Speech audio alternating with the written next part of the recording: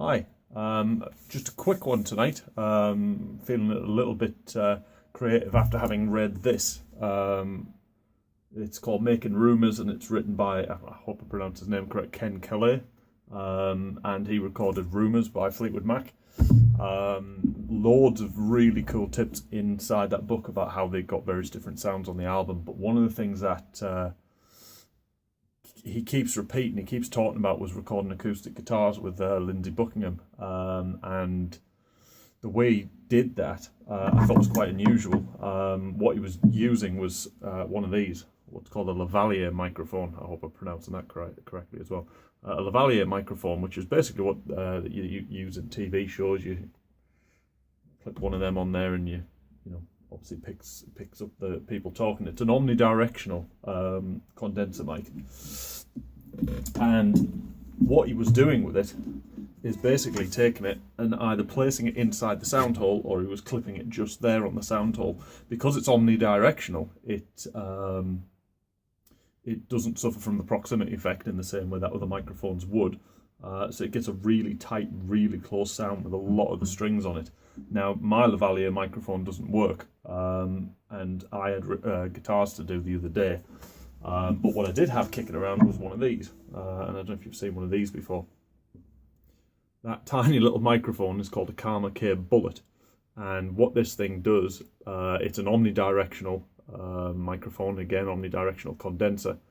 And I thought, well, given that this thing's really small, although not quite as small as a Lavalier microphone, what if I tape this to the guitar?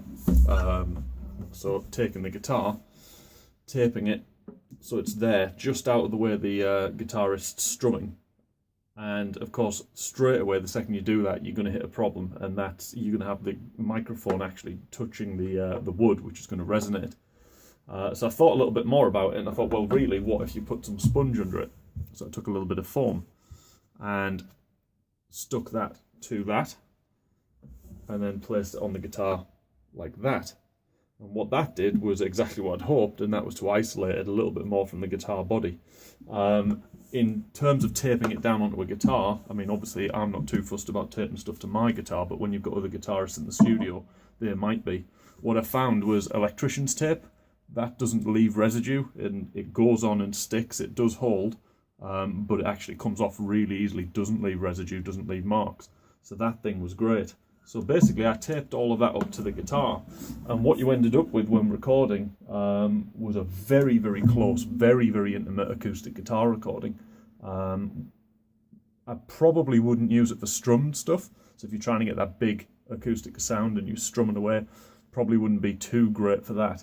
But using it for finger-picked stuff, you can get it right up close to the strings and you get a really intimate sound. Not my idea though, again, going back to that book. That's what was used on the Fleetwood Mac stuff, and obviously that album sounds great. That's it for tonight.